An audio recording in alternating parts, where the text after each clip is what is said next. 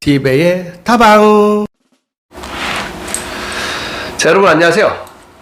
티베의 다방의 나티베의 수학선생님입니다. 자, 오늘은 9월 9일입니다. 꽤 오랜만에 영상을 올리고 있습니다. 기타 연습하는 거 말고요. 그동안 좀 많은 변화가 있었습니다. 느껴지실지 모르겠습니다. 7월 17일이었어요. 2021년 7월 17일 같이 사시는 여성분께서 집에 있는 저를 보고 뒷모습을 보고 와 감탄을 합니다. 그러면서 최고 몸무게 찍었지 하면서 놀립니다. 그런 말 들으면 썩 유쾌하진 않죠.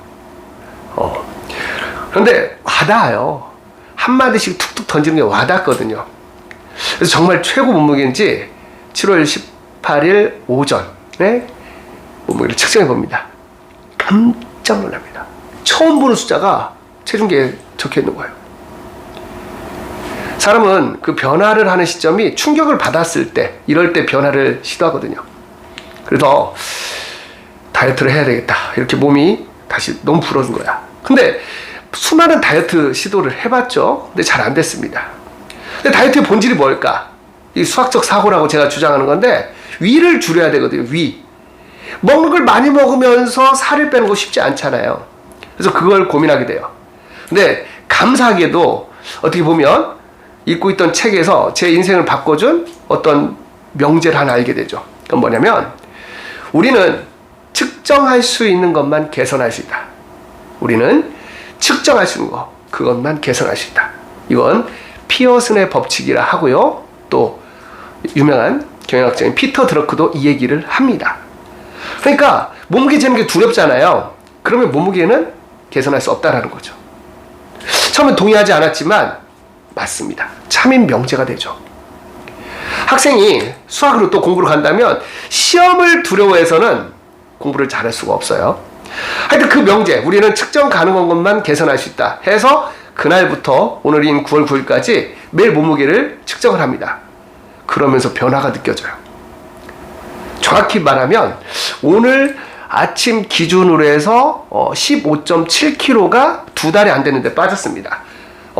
코치, PT, 퍼스널 트레이너죠. 헬스 트레이너 도움 안 받고요. 그리고 약물 도움 안 받고요. 순전히 명제를 가지고 식단, 그리고 운동만 가지고 이게 가능했어요. 저는 다이어트 그거 상관없어요. 주땡땡 다이어트 막 해서 막 엄청 비싸더라고요. 저 깜짝 놀랐어요. 살을 찌우는 것도 아니고 빼는데 그렇게 많은 돈이 드는지도 몰랐습니다. 하여튼 저는 그랬어요. 본질, 핵심, 공부도 마찬가지거든요. 성적을 올리려면 책상에 앉는 시간이 일단 많아야 돼요. 그게 첫 번째야. 그리고 집중하면 성적은 반드시 오릅니다. 그게 핵심이잖아요. 나머지는 다 곁가지고요. 그래서 일단 그 측정을 하는데 몸무게 잰다고 뭐가 바뀌어요? 바뀌긴 합니다. 좀 올라가면 좀 양을 줄이기도 하더라고요. 그런데 두 번째가 이제 또 하나의 엄청난 명제인데, 제가 예전에 노량진에서 수업할 때 팔이 떨린 적이 있어요. 그래서 병원에 갔더니 저혈당 쇼크가 와서 그런 거래요. 그러면서 의사 선생님이 좀 겁을 주셨어요. 당신 위험했어요. 그때 좀 더 있었으면 뒤로 넘어지면 저혈당 쇼크가 와서 이렇게 안 좋은 상태까지 갈 수 있다라는 얘기를 들어요. 그때부터는 배고픈 게 두려운 거예요. 그래서 배에서 약간이라도 배고픈 느낌이 들면 뭘 채웠어요. 그러니까 그때까지 정말 잘못 알고 있었던 명제가, 다이어트를 하려면 조금씩 여러 번 먹으라는 얘기를 저는 철석같이 믿고 있었어요. 하지만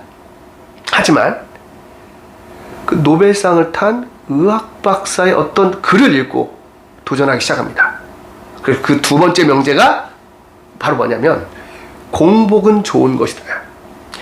그 전까지 저에게 공복은 두려움의 대상이었어요. 배가 고프면 저혈당 쇼크가 나와서 내가 넘어지면 큰일 나라고 생각했는데, 그 이야기를 듣고 여러 권의 책을, 또 관련 책을 보고 기사와 논문을 봅니다. 그랬더니 공복이라는 것이 나를 건강해 만들고 내 몸을 좋아지게 만든다는 걸 알게 되고 제 뇌가 믿기 시작합니다.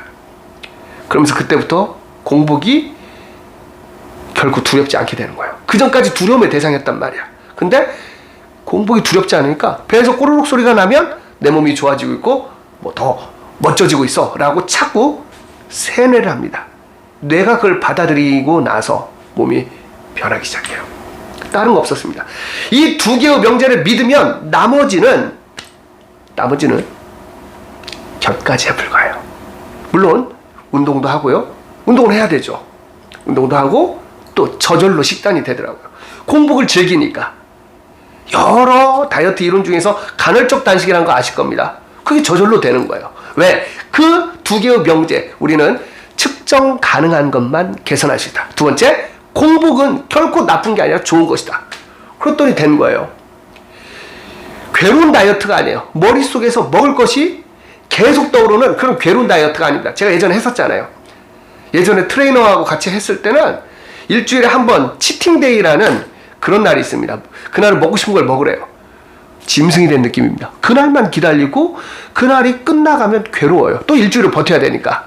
그럼에도 불구하고 억지로 했습니다. 그런데 지금은 아니에요. 왜? 측정 가능한다. 몸무게를 재서 좀 올라오는 느낌이 들면 자기가 스스로 컨트롤합니다. 두 번째, 공복이 두려움의 대상이 아니라 공복이 좋은 거라는 거 아니까 내 몸이 건강해지고 몸속에 있는 나쁜 세포 이런 것들이 사라지고 있다라는 생각을 하니까 괴로운 게 아니에요. 여러분에게 뭐 인슐린, 뭐 호르몬 얘기를 제가 하진 않겠습니다. 근데 제가 이 강의를 찍는 이유는 다이어트 얘기가 아니에요. 제가 무슨 뭐 홍보를 목적으로 하겠습니까? 아닙니다. 그럼 뭘까요? 여러분 한 번뿐인 인생이잖아요.